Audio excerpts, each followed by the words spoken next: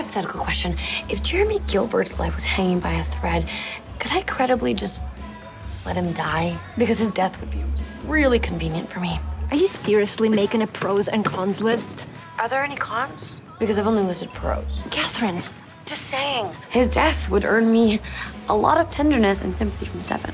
If Jeremy is in danger, Elena would do everything in her power to save his life. You know that. But Stefan is here.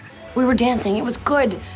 And I think he was even flirting with me, which is very naughty, even for him. Listen, if you don't start acting like you care, they will figure out you're not Elena. So if I happen to know exactly where he is, I'm supposed to go and put my life in danger to save that little Rugrat's life? Do you know where he is?